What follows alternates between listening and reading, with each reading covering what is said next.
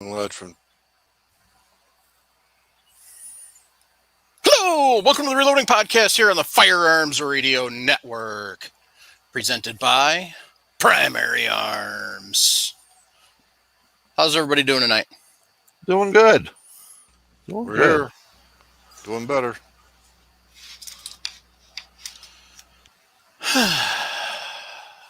So, what's new in everybody's world? Oh, just prepping to move. That's all. Dealing with contractors.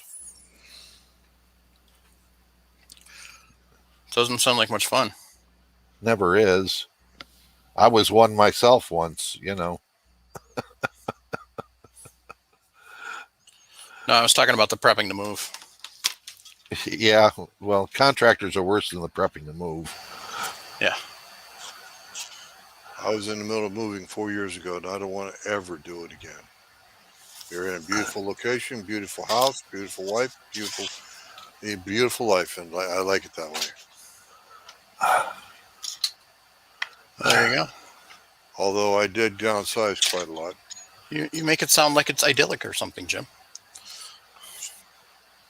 Don't have to struggle so much to do things here in North Carolina that I had to do up in Fort Allegheny. Like go to the store? Yeah, exactly. Go to the store, 45 minutes to the nearest Walmart. One way.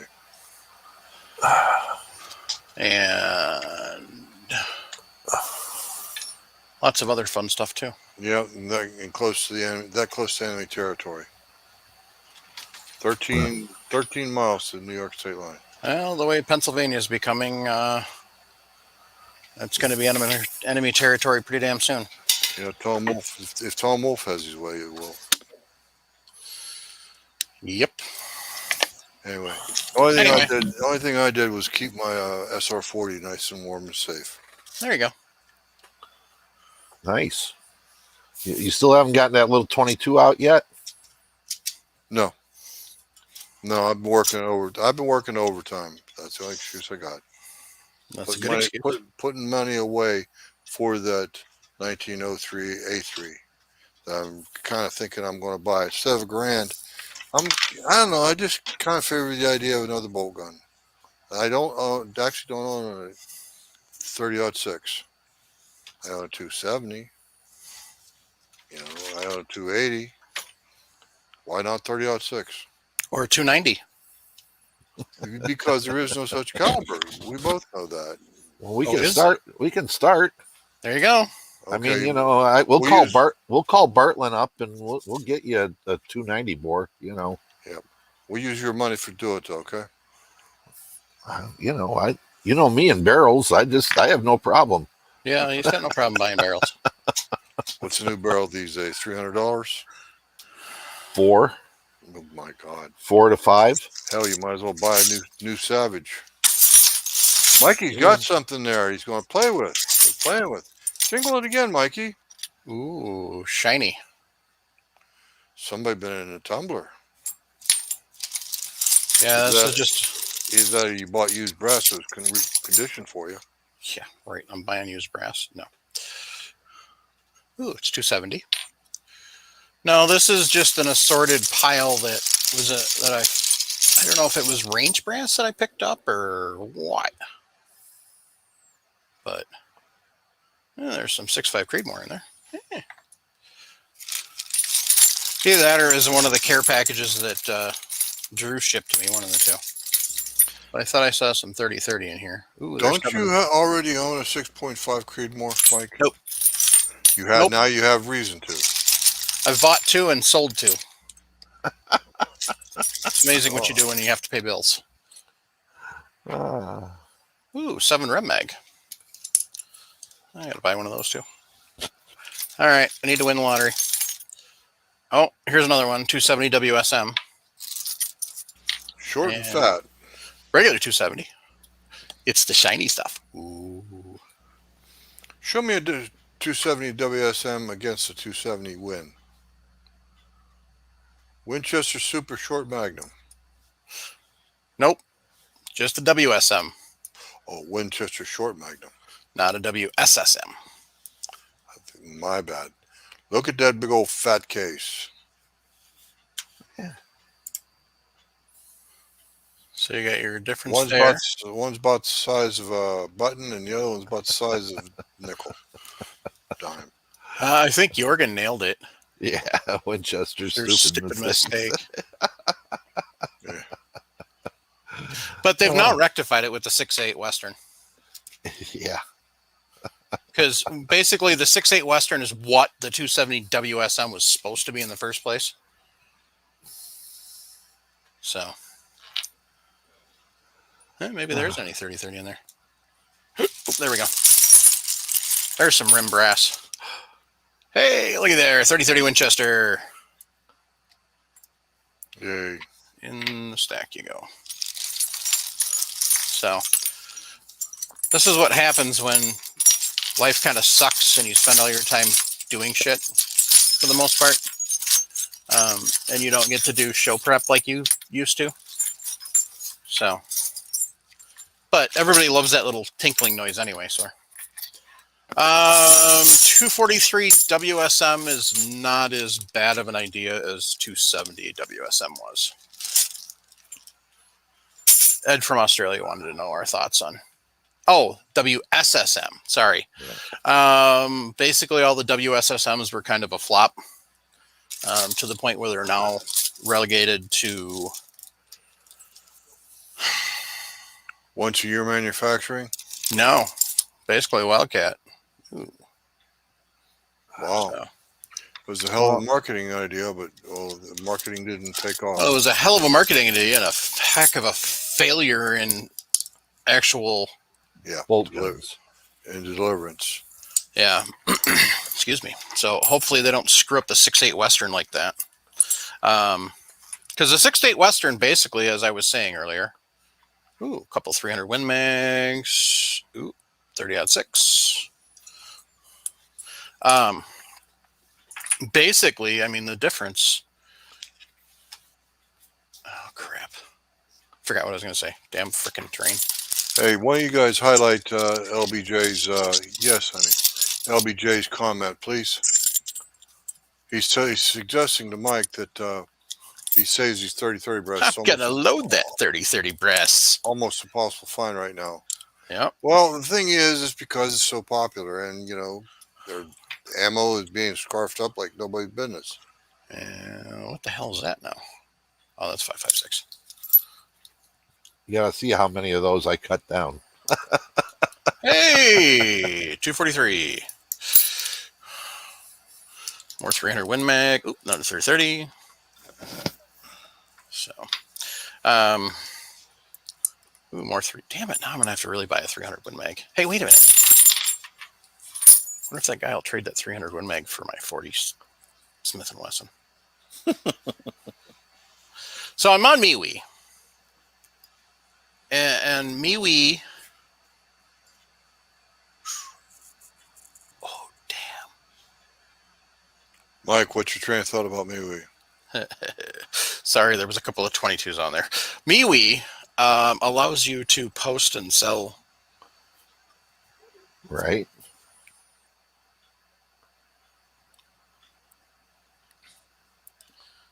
Let's see here. Post and sell firearms and stuff. So there was a guy down in Kenosha that posted this 300 Win Mag. So I got to find it. What's he looking for? 300 Win Mag brass? No, he was getting rid of a 300 Win Mag rifle. Ooh. So. Well, 300 Win Mag is probably a lot more common and available than even 7 Mag. I know the caliber is quite a bit older. 7 Mag is probably right up there in one of the top selling reloading dies. Yeah. The top 10. So, I'll go along with that. Well, I should, you know, I'd have to check the numbers, and I don't bother with that. Probably shouldn't have made that general statement. But no, 300 Win Mag is it's a lot of cartridge for for quite a few people, and they don't shoot well with it unless they shoot often. Yep, they get toughened up to recoil. And 7 mag is easier to shoot in reality, as hunting rifles go. Mhm. Okay. As hunting rifles go. Yeah. When I get to target rifles, of course, the 7 mag is what the Secret Service use for their sniper rifles. So, Yeah. I've also seen years ago a 50 caliber Browning machine gun cartridge chambered rifle with Secret Service stamping on it. So that's not the only long gun caliber they use. Nope. Anyway, Eagle reloads. He wants to know if the 300 Winchester Magnum is more recoil than the 30-06. Yes. Some. I've shot both side by side, and the 300 Win Mag does bounce you a little bit harder, a little bit further.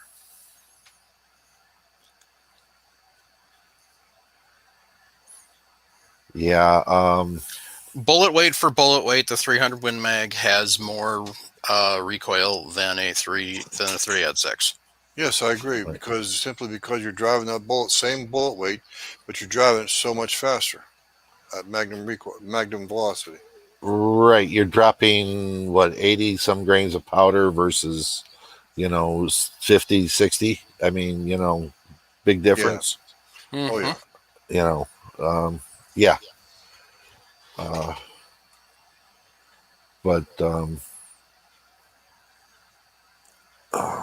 plus the action length is a little bit longer too.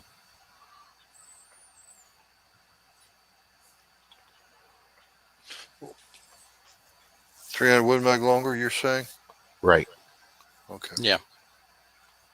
Yeah. There. Most certainly larger diameter. What you trying to do? Pull out a box of 30-30, Mike? That is 20 rounds. No, yeah, but so 270, 300 Win Mag. Mm-hmm. Yep. 270 shoulders in the same place as 30-06 is. Yep. So Lakeview Outdoors, the 7 mag for hunting and 6mm 243 for target. I agree with you on the hunting with the 7 rem mag. It's an all around cartridge. 6mm 243 for target. Okay. Which 6mm? well, if you go Most straight anyway. 243 Winchester and you put it up against the 6.5 out to 400 yards, the 243 Win kicks the 6.5's butt. Now at 400, it's not much different, but Tyler Jones made this rather strong statement that 300 Lapua is easier shooting than that 300 Win. I don't know about that. I've fired a 338 Lapua. 4 rounds of it. Total 5 rounds. And the last 2 rounds, they were pretty robust when it comes to recoil. But well, no, I wasn't shooting a 300 Win Mag at the same time. where the heck's Mr. Sharp? He could answer that question for us. He probably has both calibers. Oh, I know he's got a 338. Yeah, okay. That's one of the reasons he takes pleasure in giving Phil so much crap. Oh, Phil and family are doing okay. Good to hear. I saw a posting of his giving got- some prepping advice. Power out, but a couple of trees down in the front yard, but that's about it. So they're doing good. For anybody and everybody who was wondering, Ida was not a friendly visit. So I know Hurricane Henri gave us a rough time coming back. Coming back from New Jersey last weekend for last. why the hell would anybody go to New Jersey? Well, it's a family. Yeah, exactly. It's a family thing. Get him out of there. I wish I could. Yeah, I know how that goes. So That's the same reason Jason's still in California, is because he had to wait till certain things changed so that they could get out. So, Well, I'm glad Kathy got her retirement. yeah. Miss Kitty, I strongly disagree with you with your statement about New Jersey such a fun little state, unless you're being sarcastic. I'm sure. She is as fluent in sarcasm as I am, so I'm guessing probably sarcastic on that one. Now, if you could if you could repeal all the laws back to, say, 1789, New Jersey would probably be a pretty kick-ass place to be. You bet. Repeal the GCA 68, the NFA, National Firearms Act, yeah, NFA 34. I'm just talking simply every single. Second Amendment. No, I'm just talking every single law ever passed in New Jersey all the way back. Not nationwide, not gun related, just every law passed in New Jersey all the way back to 1789. That'd be rough. Uh, Spudman 76 got a good comment up. Go ahead and read it, Paul. yeah, my 338 Lapua does shoot softer than my 300 Win Mag. My 338 has a muzzle brake and weighs 16 pounds. Well, that's a lightweight 338 Lapua. I got 308s that weigh 16, 17 pounds. A lot of varmint rifles weigh in 17, 18 pounds. So, yeah, okay. Your 300 Win Mag is a straight hunting gun then.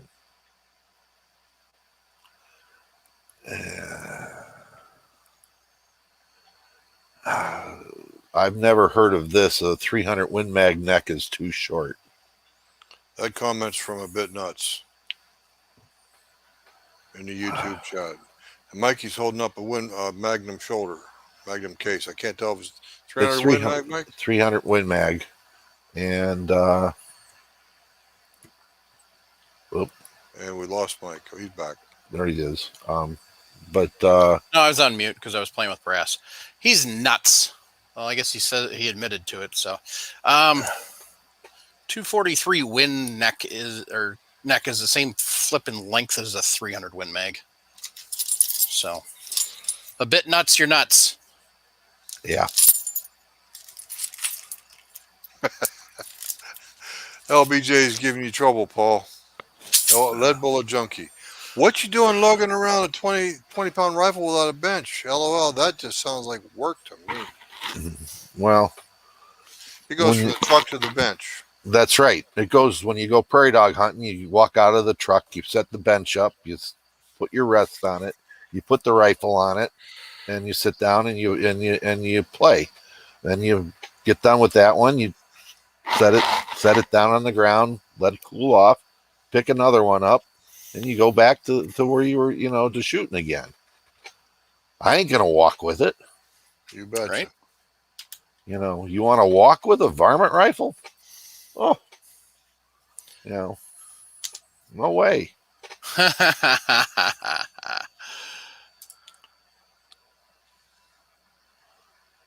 Oh, not that one. That one. That's the one I was trying to highlight. Jorgen says all you 300 Win Mag kids need to meet the 300 H&H. The grandfather of the Win Mag. But I actually like the Elkboat's comment. Who gives a shit about the Win Mag? It's the Remington Ultra Magnum calibers and Weatherby calibers are where it's at. A bit nuts says I may be nuts, but I'm not wrong.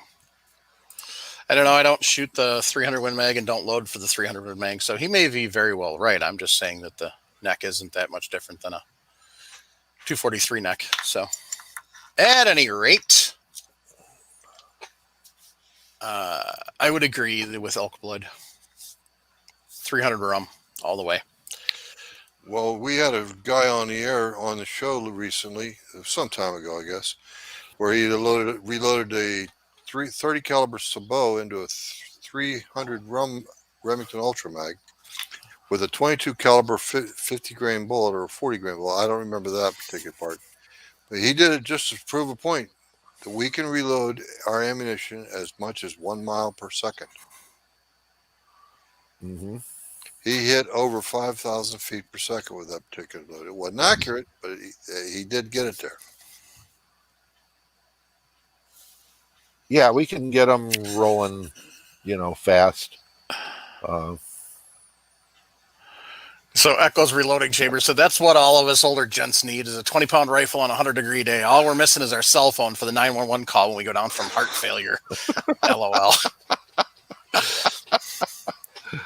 You guys don't get it. I drive my pickup truck out there. Yeah, I know what you do. I drop my tailgate. I pull the rest out, set it up. I get my umbrella up, put my rest out, get my bag, open box of ammo, set the rifle down, run a patch through it. Time to go to work. Yep.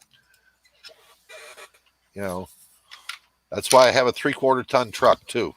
So I don't worry about how much the bullets and ammo weighs or the guns.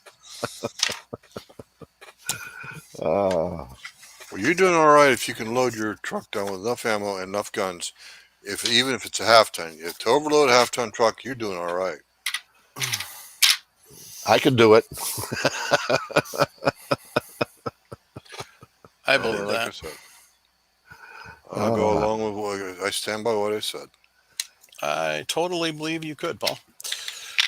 Yeah. So A Bit Nuts has clarified his previous statement. He says it forces you to seat the bullets too deep, taking up valuable powder space. So that is what he's talking about by the neck being too short. That's why I have to go along with Elkblood and his comment about the 300 Remington Ultra Mag or the Remington Ultra Mag caliber family. Right? It depends upon the bullet, the rifle, the chambering, as far as that goes. I can single feed 300 Win Mags because of the throat on my gun, and seat a 230 out where it's not encroaching on powder space badly. It does encroach. A 230 does encroach. A 180 or a 200 are not really that bad. Anyway, we've been talking about 30 calibers. Are we going to reload anything in 30 caliber tonight? And no, my truck is not 2-wheel drive. I've never owned a 2-wheel drive pickup truck. I have to admit, in 1999, yep. 1999, I actually had to buy a Ford F-150 with a 6-cylinder engine in it, and it was a 2-wheel drive truck. After that, I traded it on to a 97, and back in about 2001, and I haven't had a 4-wheel drive. I have not had a 2-wheel drive truck since. Never will if I can help it.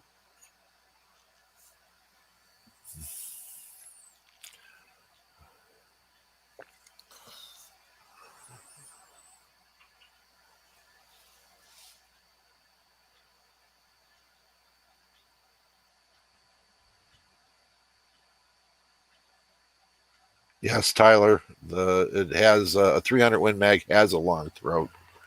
What most people run into problems with is the magazine not having enough room in it. Right. That's why you single feed if you have to, or if you can change over to a ACIS and get the extra long magnum magazine, that works too.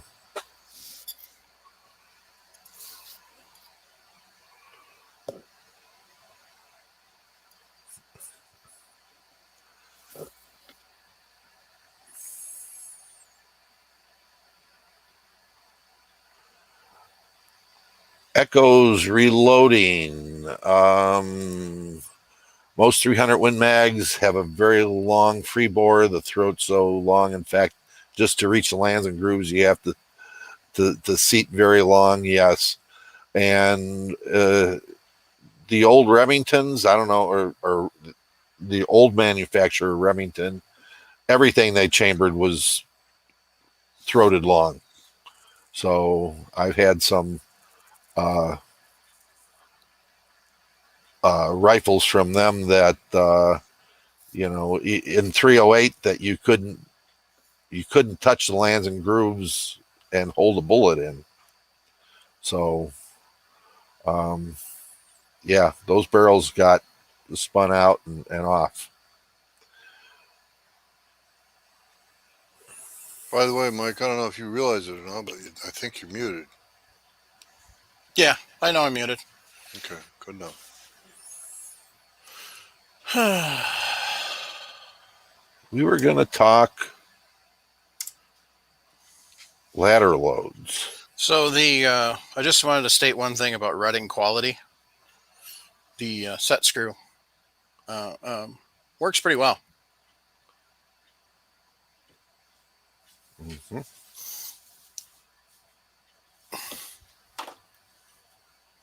And you probably didn't have to tighten the hell out of it to do that either.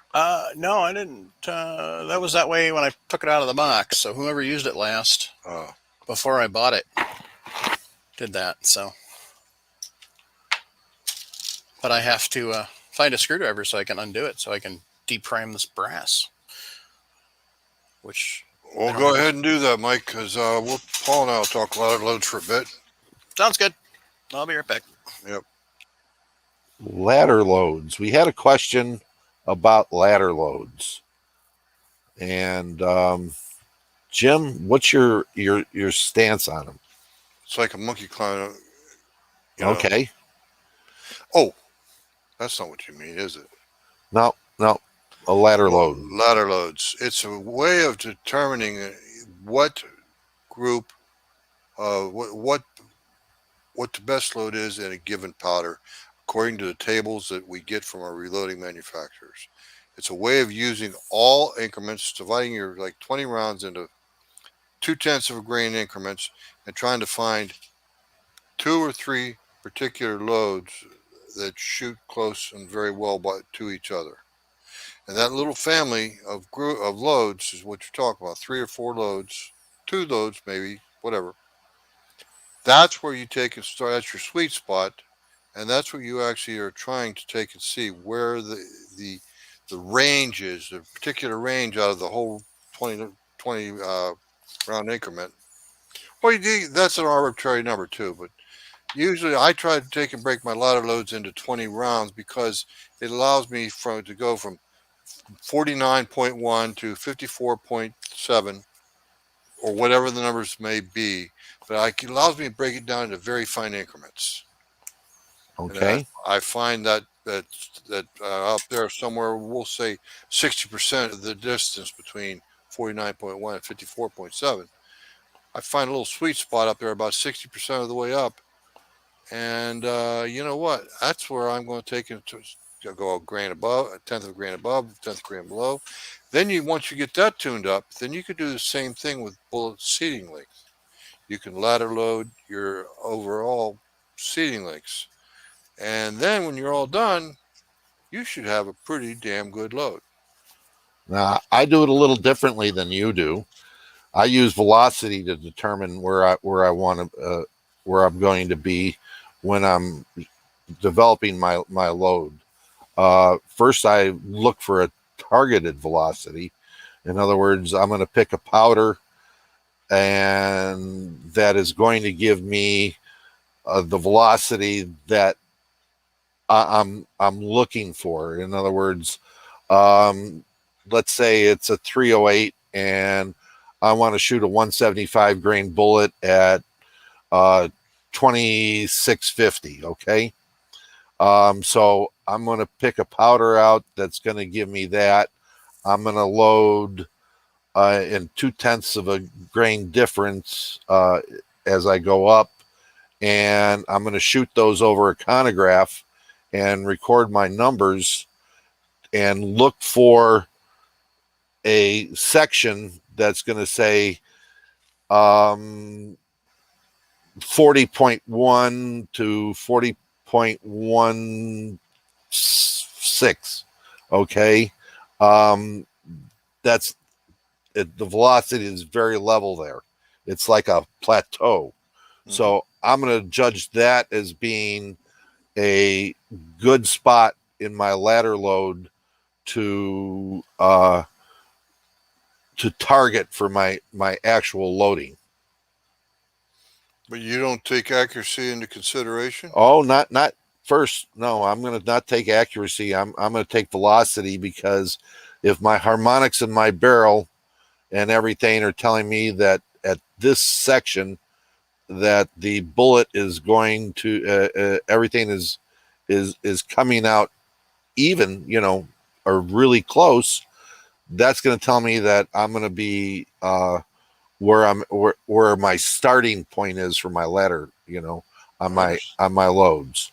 I understand. So then I can take and load up 5 of that load and sit down and not have to expend a large amount of ammunition and testing a load. It just kind of works out that way for me. From a question from down on under, from VemGM. Would you load semi length to start playing with the length, or would you start out with max length?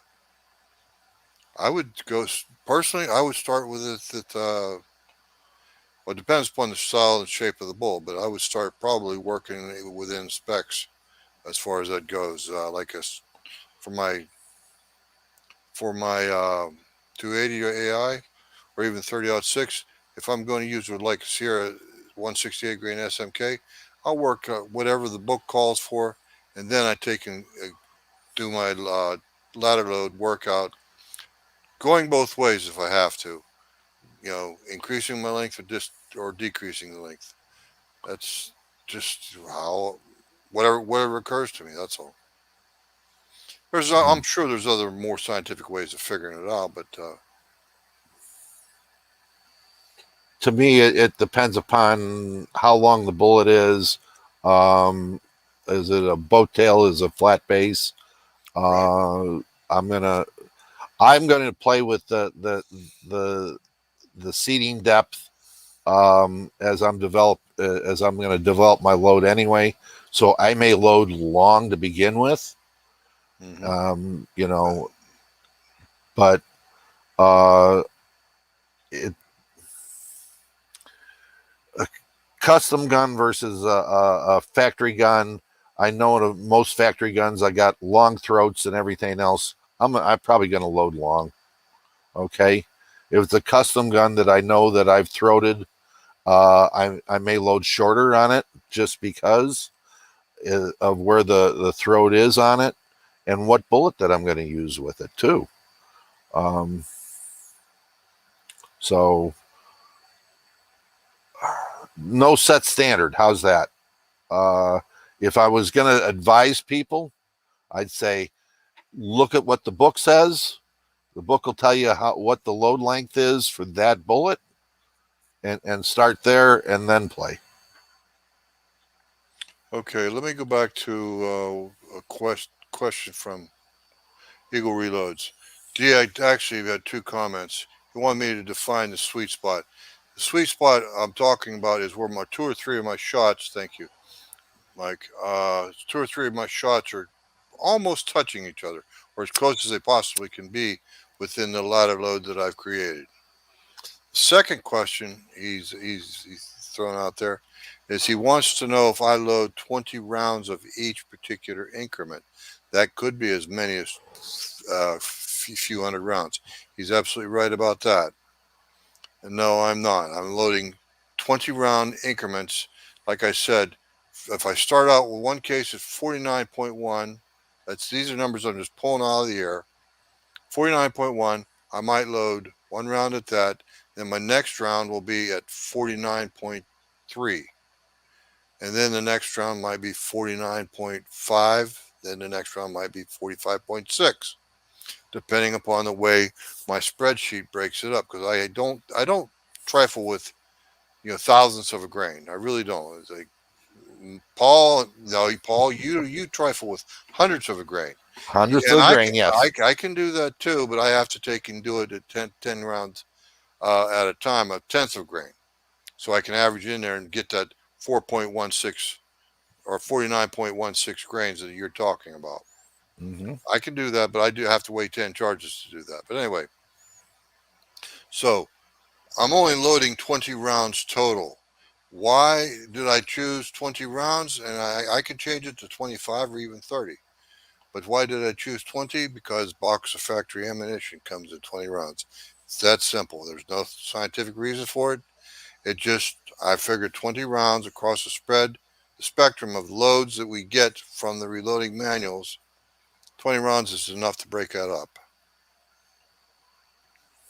Break it up in fine enough increments that I should be able to do a pretty decent ladder load. Michael Dunn, what is a ladder load? A ladder load is you pick a bullet, a powder, and you get a starting charge, and then you, in even increments, in other words, a step, each step is a step in the ladder. So let's say Jim goes 3/10. So 49, 0, 49 and 3/10, 49 and 6/10. You're making these steps in the ladder, and they're giving you charges to make when you can shoot them downrange. You can do, if you are lucky and you have a lab radar, you can do two things at one time. You can shoot for velocity, and you can shoot for how the bullets print. Now, what Jim is trying to say is he looks downrange at it as the bullets print and say, load the 49 prints down here and the 49.3 prints over here. And what he's going to look at, he's going to sit down and look how those bullets are printing on the paper, so he can see how close they group together. In other words, if there's an inch difference in the 49 and the 49.3, but he goes to 49.6 and 49.9 and they're right next to each other, that's a node, okay? Or a And sweet spot. or a sweet spot. Go ahead, I Paul. call Keep it a going. node, but You're I'm fine. sitting there saying at the same time, I look at velocity to sit down to see if they are close in velocity between those 3/10 of a grain, because that tells me more that I'm going to have less shift. I could possibly less shift in the gun as far as going up higher or lower. So that's a ladder load. One glaringly obvious point that we forgot to bring up on this whole discussion is the fact that we are aiming at the same exact spot time after time after time after time. Doesn't matter if we don't have to worry about hitting the crosshair. What we're doing is we're aiming at the same precise point, and we may be printing over to the left or to the right, but what we're looking at is how those loads climb up the ladder. Higher velocity at a rifle is going to give you a higher impact point. Choosing the closest impact points to each other, the two or three, that little increment or little sweet spot, as I call it, Paul calls it a node, but that's what we're looking for. We're not looking to try and hit the X on the bullseye. We are aiming for that X, but that's to help us give us a precise aiming point that I forgot to mention earlier. Good question, Michael. That's the second time I've addressed it in the show, but that's okay. Repetition doesn't change. Eagle reloads. New builds. I do new builds the same way. I just look to see in the reloading book what velocity I'm looking for, and pick a powder that's going to get me there, and then test it out to see if I can get my SDs and ESs in a good range, without having to expend a large amount of powder, bullets, and primers. So it's not really some of the stuff I shoot doesn't. You can get factory ammo for it, but it's not the it's not easy. So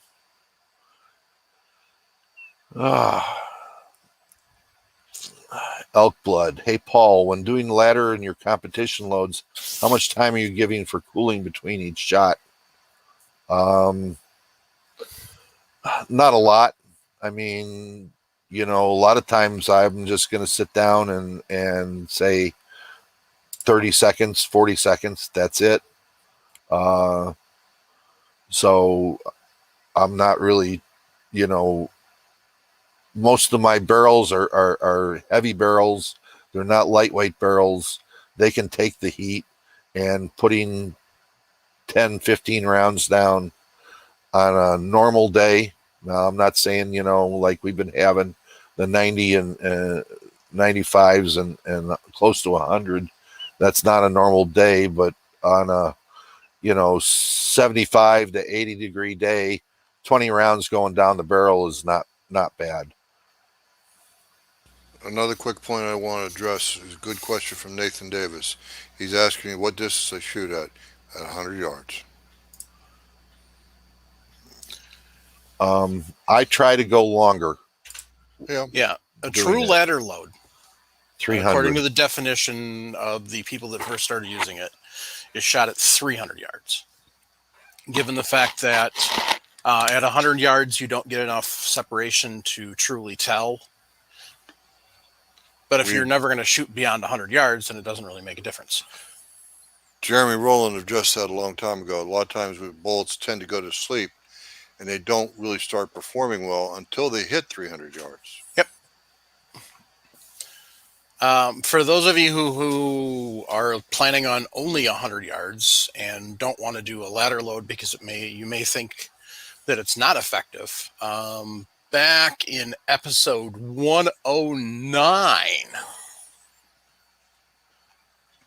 way back in 109, we had Dan Newberry on to talk about his optimal charge weight load development. So if you Google Reloading Podcast 109 or Reloading Podcast OCW, you can go back to that show. And yeah, he helps. Oh, I'm sorry, 108, not 109. They run a Show training 108. range in southern West Virginia, northern Virginia. So, and he talks about his OCW. The link for his website's in there, and you can go check that out. It's kind of a different way to do it. The one thing with the optimal charge weight is it's kind of designed not specifically for each rifle, but the idea is across a group of rifles. That's kind of the main differentiation. Whereas what we're talking about doing is specifically for that specific rifle. So we're looking for that specific rifle. Earlier on, Eagle Reloads asked, so I need a chrono. And John's Hand Loading kind of answered that for him. He said, Eagle Reloads, eventually you will want a chrono, but you can make consistent, tight shooting groups without a chrono. And that's correct. Chrono helps because then you can get your extreme spread, your standard deviations. There you go. And I haven't even been drinking, kids. Thanks. The last ladder load that I did, and then came back and shot for groups. I had three 308 loads with 155 grain bullets that were in the 28 to high 29s in velocity, and my SDs were between 2 and 6, and my highest ES was 12. So that's what I'm looking for, because then the group sizes were comparable to what the dummy here, behind the trigger can do. Threes, threes and fours.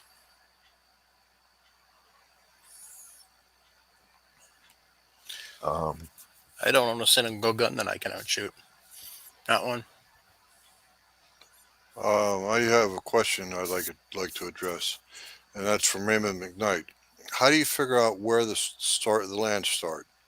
He wants to know how to tell when he touches the lands. With a fancy tool.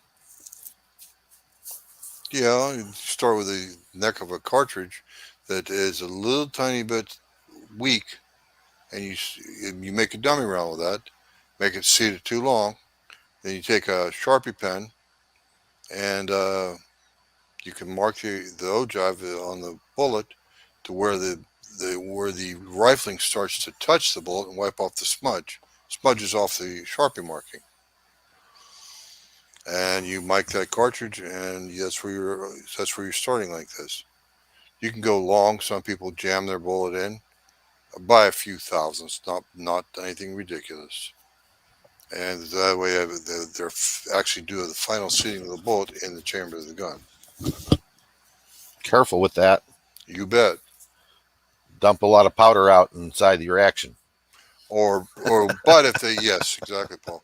But if they open up that chamber and they pull the bullet out, they're going to hate life because their rifle will be down until they clean it. Will be down. You won't even be able to rechamber that round because you're going to have powder stuck in your chamber. So, Powder the easiest way to do it, Raymond, is to get a cartridge case, size the cartridge case, and then take a Dremel tool, make a cut in the case mouth along the case so that it will hold a bullet gently, and put it into the chamber of the gun. Close it. It should push the bullet back, okay, to where you're at, and then carefully take it out. Now you don't want to go real long and force it in hard, but you want to gently push it in and then take it out carefully, and you can get a fairly close association where the lands start from there.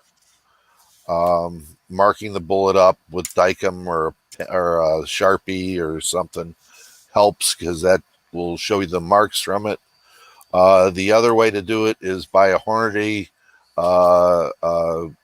overall length gauge and work with that. And that comes with a cartridge that is set up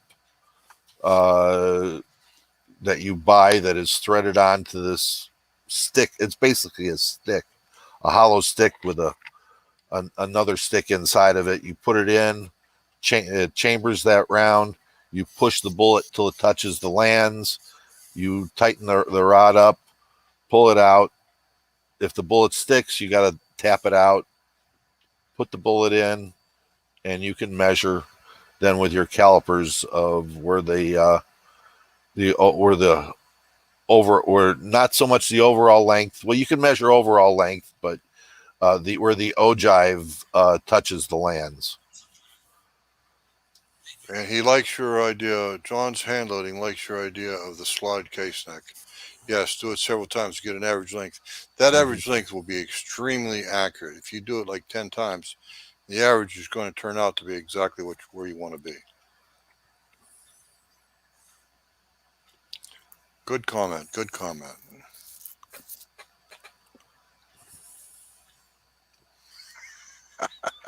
Yeah, it is. Yes, stick within a stick is technical talk. I agree with John's comment about the user. Yeah, thank you. If you have the money, get the Hornady gauge set or the equivalent thereof. Yeah. But anyway, we were talking about ladder loads, and I sidetracked us, and I apologize for that. Well, no, I mean, these people are still trying to, they want to get to where they start from and where a ladder load is, Yep. and where things are. And now, So go go ahead, ahead. Paul. Okay, thank you. I was just going to say now. Sorry, I have a horrible habit of interrupting.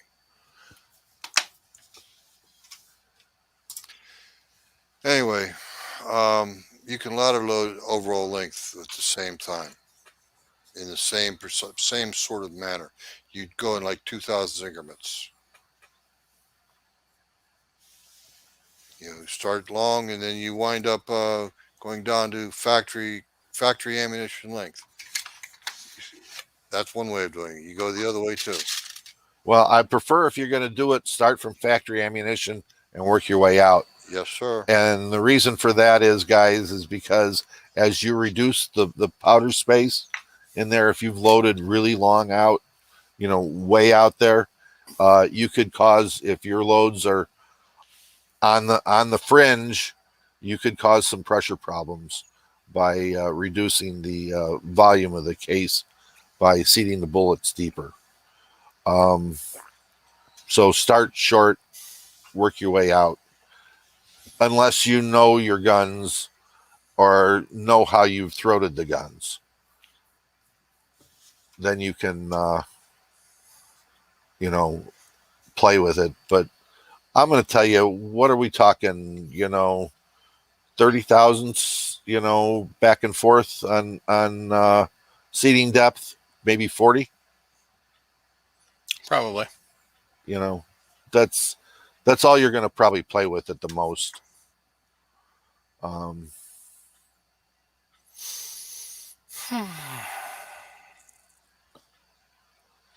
Mike will remember what I'm about to say from the previous shows. We've talked about ladder loads on previous shows. I have a very good spreadsheet created by a good friend of mine who's now deceased. I have a very good spreadsheet on how to actually break down that 49.1 increment up to 59.4, whatever it was. I have a way of breaking it down into even increments. And it's a spreadsheet that Steve gave me. Steve McNall, good man. He was very good with spreadsheet, and he gave me a copy of it. And I've been distributing copies of it as best I can to anyone that asks me. If you need to, email my address at FlemingJim1953@gmail.com.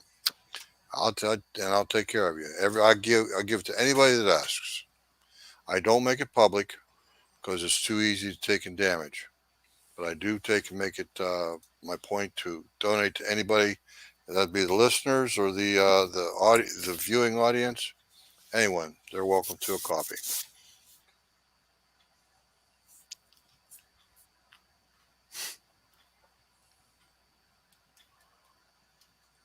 Everybody except Jason Trumbo. He's already got it. I know. Bum. Yeah, that guy with the root in the basement. Good grief. What a mess. He'll be back on the show. He loves this show as much as I do. Yep. Anybody have any other questions on ladder loads? Yes, dinosaurs were still roaming the earth then.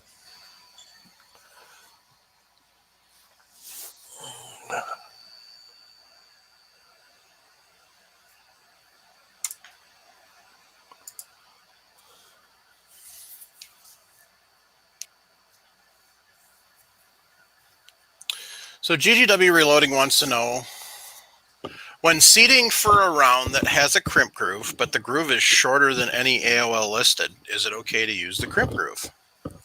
So what he's talking is when a bullet has a cannular, but say your seating would actually take it there you go, Mike. down below. What he wants to know is it okay to seat it long and use the cannular? Yes. Well, what we're doing is by what Mike's definition and workup is he's talking. We're going to increase the volume of the case of the boiler room, the actual combustion chamber, and going along that line of thought, that's acceptable. But there you go, Mike. Perfect. Now, there you go, right there.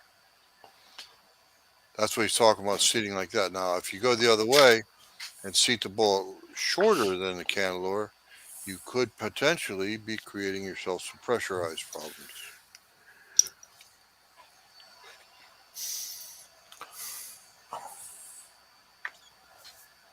If you if you are seating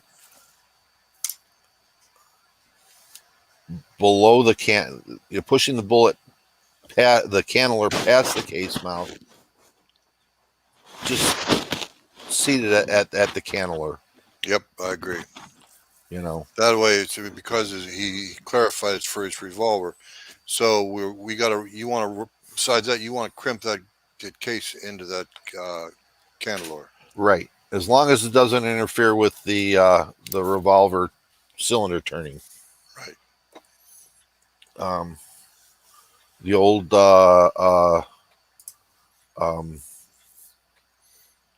H&G Keith bullet for 44 special had 2 crimp grooves in it, a short one and a long one, and in order to make 44 special magnum, you put it at the long one.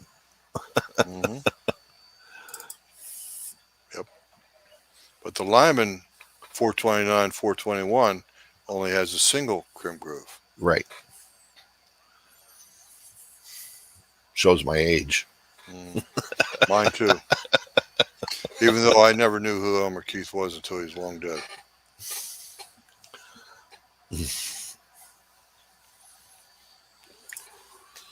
That's best idea, yes, GW Reloading. Just use a groove.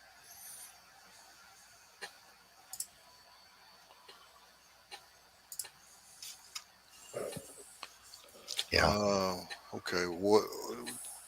Back to the ladder loads, building the ladder loads. Is there anything else we need to cover? Other than the usual safety precautions?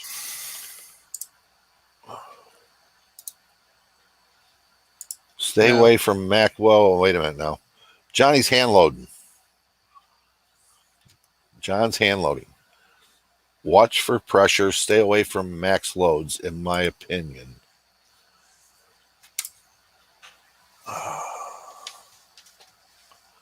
I'm sorry. Some guns are meant to be shot with max loads. Mm-hmm. I'm not going to argue with you, but I will add a caveat to that. You don't start with max loads no matter what you do. Mm-hmm. I agree. You can run the gun at 90 miles an hour, 100 miles an hour, but start out at 55. By that, I mean start out like as in driving. Start out at a minimum load, then work your way up to the max load if you're going to do that. If you're going to do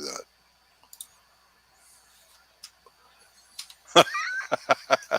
Elk blood, you ain't right. That's beside the point. Isn't that what we're supposed to do? I've done it.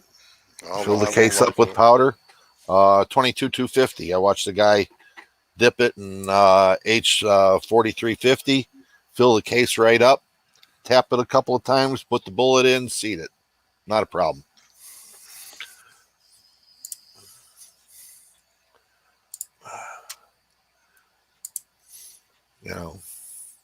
Not that I recommend that, but I did it with 357 and 210 grain bullets. Mm-hmm. And I'm not going to recommend it to anyone. Of course, too, the contender action is like a bank vault. Well, it can give. That's only that one lug down there. I know. I wore out. I shot a contender so much. I wore the lockup lugs out. Uh-huh. Actually, the shoulder of the lockup lugs go under. I wore Yeah. it out. Well, they had a replacement for them for a while. My Mhm. first one was a replacement. I had to replace it because That's what Thompson Center had to do with Yeah. mine. They replaced the action. Serial number and all. they didn't replace the action. They sent me a new set of locking lugs on it. No, I didn't wear out the lugs. They sent me new action. Yep. Anyway, A bit nuts. What to do you what use to clean your favorite barrels? Oh boy, we got to go into that. That's a whole nother show. yep, Yep. we've done shows about cleaning. Yeah. I was in the process of making a video for it when everything started to break. So Yep. I have to get my place and get that finished up for you guys. Because of the trying to teach Jim the right cleaning rods to use. Good luck with that. I'm as set in my ways as you are. Paul's got a tennis ball flying around him. Mm-hmm. Bipped him a couple times. Got male threads on the end of his cleaning rod. Male threads, that's right. 832. So Yep. I mean, But he's he got must an have adapter to make that happen. Right. No, this is standard. Okay. No, That's but that's the way it comes standard. But I got an adapter to use the female ones, and this is a Dewey.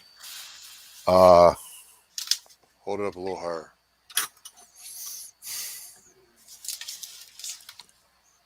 J. Dewey Manufacturing Inc. Yep. So that is the Parker Hale style.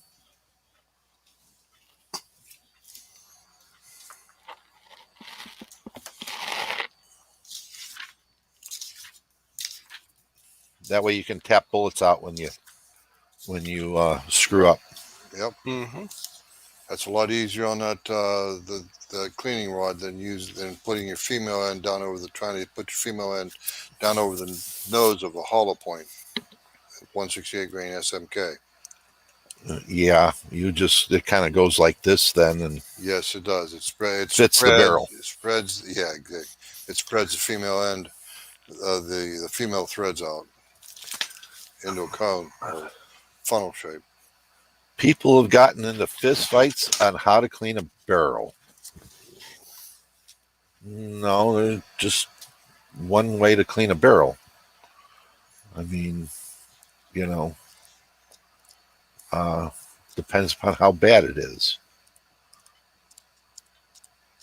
You get some of those that people abuse and don't take care of.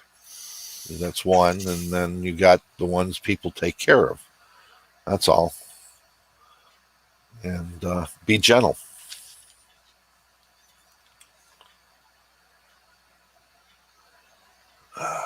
Yep.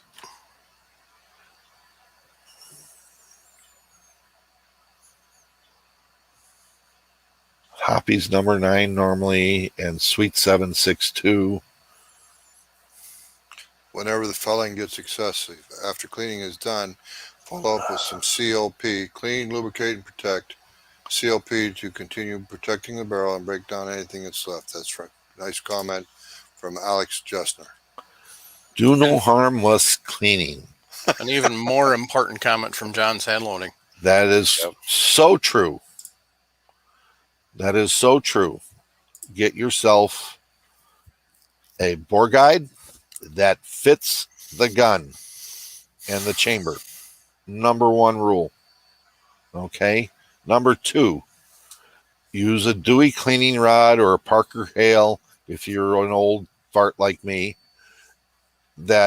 and wipe the rod down before you use it, and every time it comes out of the bore, you wipe it off. Okay. 2, brushes are good for maybe 3 uses. Okay, then they're garbage. Throw them away. You don't, you know. Why should I be bothered wiping down the neck of that cleaning rod when I pull it out 4 or 5 times? Why should I bother doing that? Why? Yes, why? Oh, I don't know. Just because you're dragging all that carbon back and forth that you're just loosened up, and it's attaching itself to the rod. Now you go back, clean it every time, and like I say, bore brushes, they get used 3 times. They're garbage. Throw them away. At $2 a piece, you can, don't worry about them. Cleaning jags, Parker Hale cleaning jags, only cleaning jag to use. Why is that? I can use either a paper towel or I can use a patch on it, and it wraps around the jag, and it has edges that hold it in place. And as I go through, it goes all the way out to the end and drops off. You mean to tell me that cleaning eye that I've been using, my grandpa used a cleaning eye. You mean to tell me those cleaning eyes that are close to my bore size are no good? Yep. Really? Yep. Why is that? Why would that be? Why because would the jag rides in that loop in there, rides in between the bore, touches the bore here and there, picks garbage up, and you can't clean it and you can't see it. Thank you, Paul. You know I'm playing devil's advocate. I know you are. I use cleaning jags myself, but the other thing is too. Why in the hell am I going to waste a cleaning patch every time I go through the bore and drop it off at the end? Once it hits the ground, I can't use it again. Yeah, you have to, because you can't use it again. Just Please explain. the only time a cleaning jag goes back and forth in my bore is when I have to use something like JB bore paste on a bore that is excessively coppering up. Okay. Otherwise, everything else comes off of it. I mean, the carbon is easy to get out. And you guys will have to excuse me, but I use HBN2 in my bores, so I don't have a lot of problems with copper, with copper or with carbon. But I do keep JB bore compound around because certain guns do get shot that don't get HBN2. ARs and that aren't worth to play with it. But yeah, that's Again, what Paul, I do. I appreciate your patience with me. I know exactly what you're talking about. I knew why you drop a patch off every time. I know why you don't drag a patch back down through, because all you're doing is pulling the shit back down your bore. Remember, I'm pretending to be a newcomer. Go ahead, Mike. Not only are you pulling all of that debris back down and leaving it in the bore, but a lot of times when you run the next patch down, it's not going to get it back out again. You're embedding it. Yep. Grinding it right into the walls of the bore. Mm-hmm. Yep. No. So, yeah, you get a product that does a really good job, but is messy as hell, is the aerosol wipeout. That will work. I use CLR most of the time because I don't see it. I haven't had it affect any of my barrels. So, and as long as I do the last wipe with an alcohol patch to make sure everything is 100% dry, and then treat it with HBN2, I'm good to go. Do you treat brand new barrels with HBN2 or? Yes. Okay. Yes.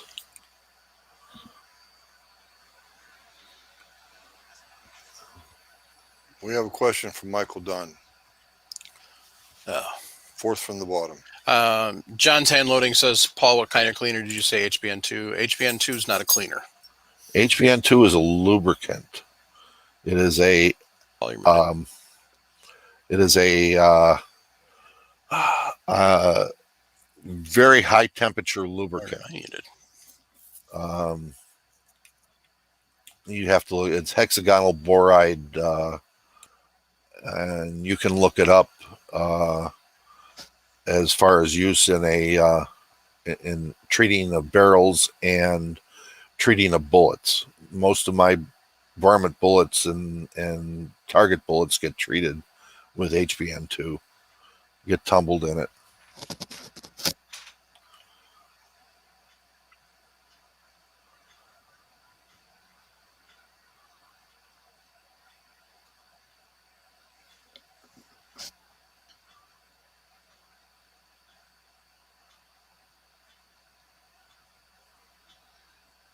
What do you, a bit nuts? What do you think about that foaming stuff? The Wipeout?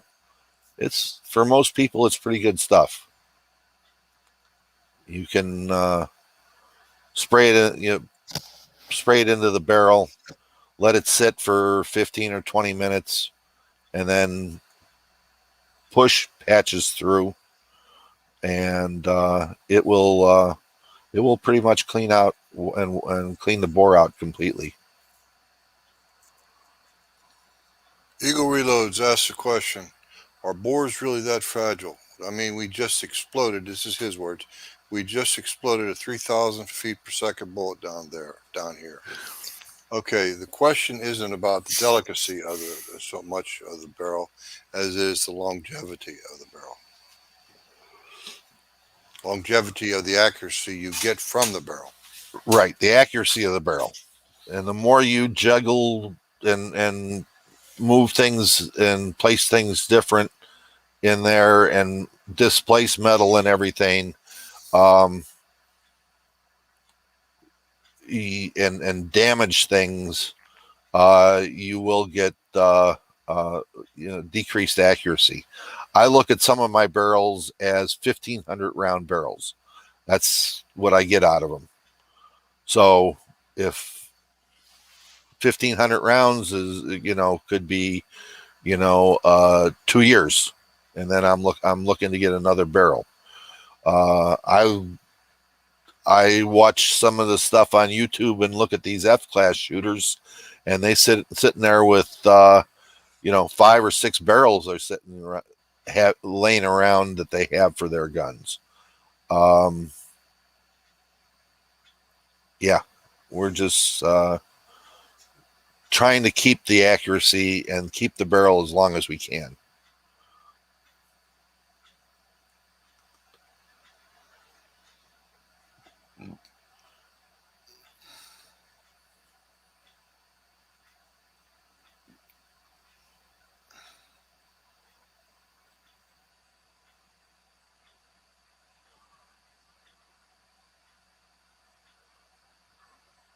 Yep.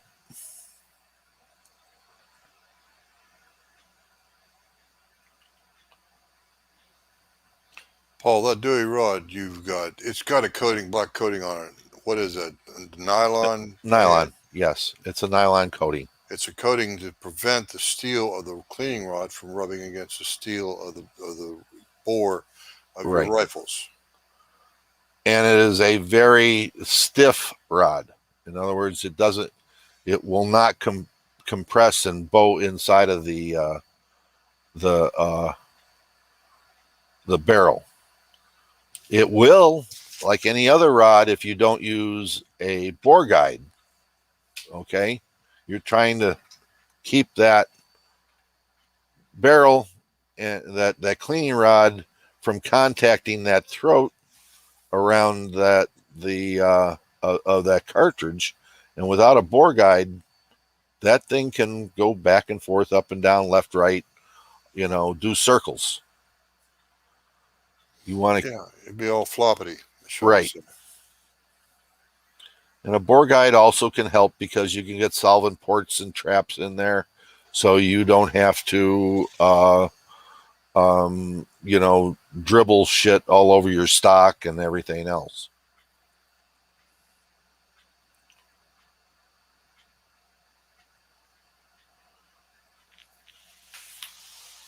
Yeah. John's hand loading says I shoot rifles with a couple of guys who rebarrel the competition guns on a schedule. It's crazy to me, but that's how they do it, so they stay ahead of the barrel burnout. Yeah. I do it on my prairie dog rifles. After a while, they're going to go. A 223 is good for 2,500 rounds. 22 250, lucky to get 1,500 to 2,000 rounds on it. But they're used. I mean, you're really using them. They're getting hot. The barrels are slightly abused. Okay, but that's what they make gunsmiths for and barrel makers. Yep.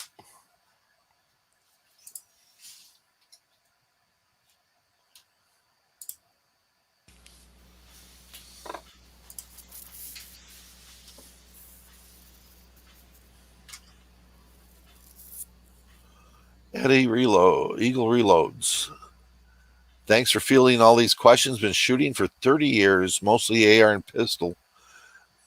But I started reloading just a few weeks ago with a Dillon 550C.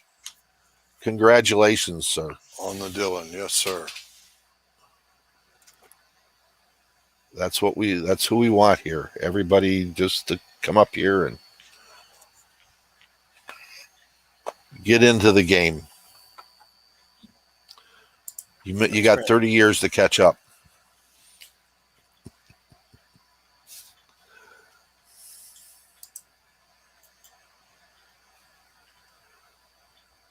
Yep.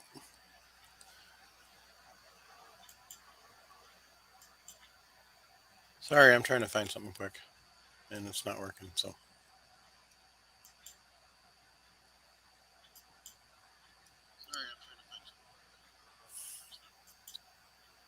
There we go. There's an echo. Just for fun. Sorry, that was me. John's hand loading. Yes. Competition shooters that go through a lot of barrels have nice rifles. They seem to spend the money on them. And you remember that a barrel is about $350 to $450 now. And the chambering is going to be another $275. So it's an investment.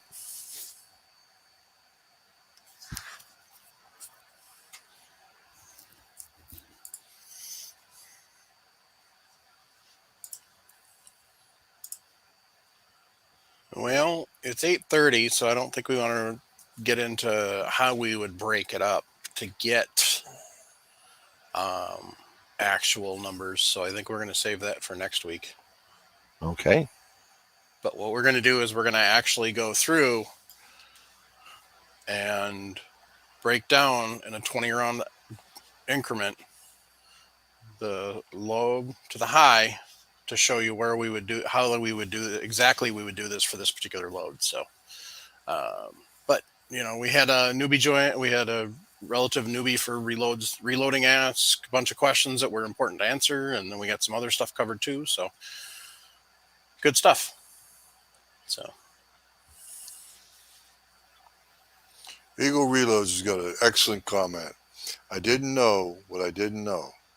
Now I can't put the rabbit back in the hat. Or put the rabbit back down in the hole. Welcome to the addiction, my friend. Welcome to the addiction. You haven't started yet. yeah. We'll get you. Mike, about next week. If you want me to, I'll send you a screenshot of that 20 round spreadsheet that I have. Okay. That way you can display it and use it. What powder are you going to use? IMR 3031. Okay, I'll see what I can find out in the way of a load table for that. Okay. So, well, I haven't gotten the new patch yet because we're still in August. So we're going to talk about Patriot Patch Company, patriotpatch.co. Here is your August patch of the month. Agent Krabs from the Maritime Incident Recovery Unit. So, Maritime Incident Recovery Team from the CHIP Committee. So, Chip committee, would that have anything to do with anyone by that particular No. word or phrase in their name? No. Haven't you ever heard the joke, BATFE? All we need is chips and we'll have a good time. Okay. So, anyway. So yeah, that's that's their newest. They also make other patches. They make stickers, all sorts of cool stuff. So swing over to patriotpatch.co and check them out. We thank Jake and Ryan for being sponsors of the show, and thanks for their awesome products they put out every month. So, and they're always adding new stuff. So make sure you follow them on social media because sometimes they run some limited specials.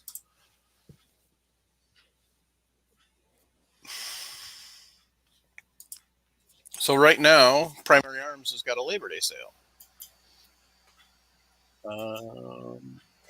Basically, it looks like a lot of AR stuff again. Ooh, CMC drop-in triggers are $129.99 for the flat trigger. Right. If you've got a 14.5-inch barrel and you need a flash hider, screw on and solder on permanently, they're only $4. For those of you who hate reloading and you have the ARs, the AR platform, Magpulse D50 7.62 NATO drum mag is on sale. Magpul PMags look like all over the place are on sale. So make sure you swing over to primaryarms.com and check them out. Stock up on some magazines. 2 is 1, 1 is none. So just remember that.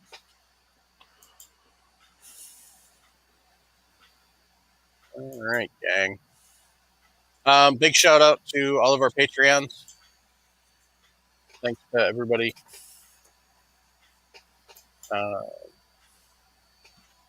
Thanks to everybody for sending us your hard-earned money.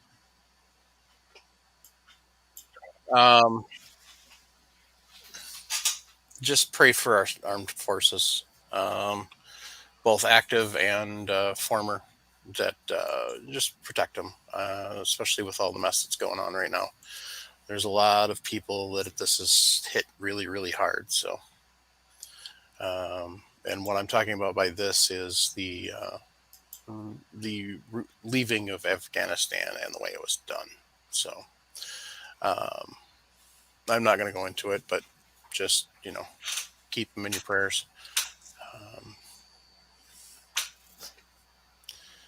Anyway, on that note, keep your powder, since Jason's not here, keep your powder dry.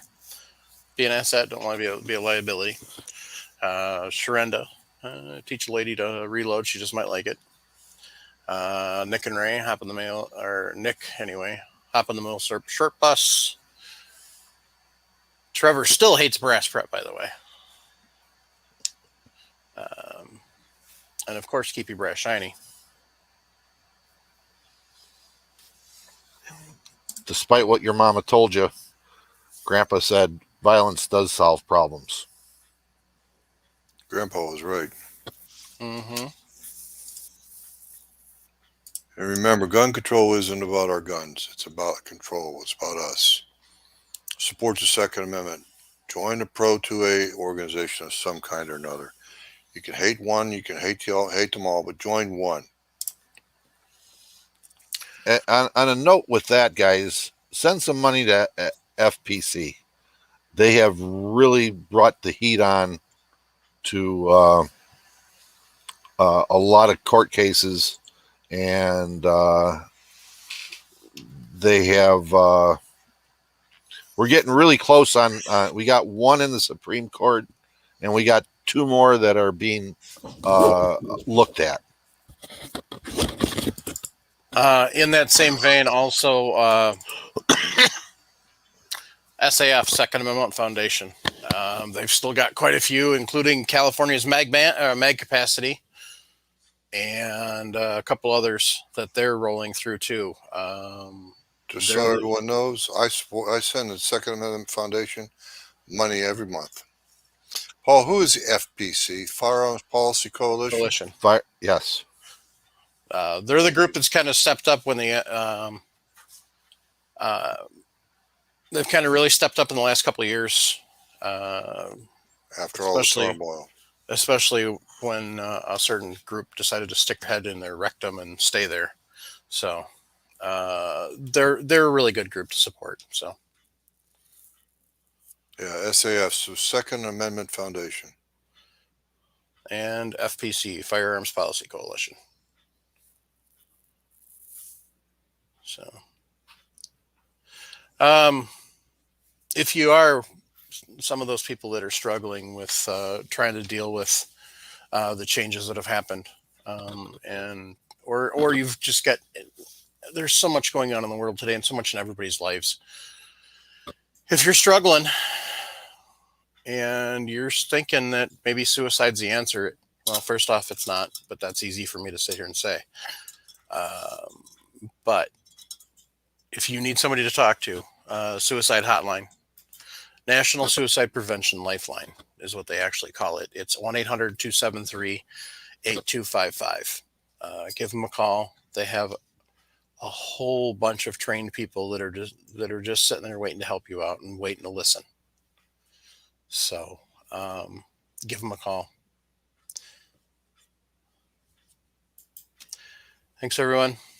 Have a good night. Good night, all.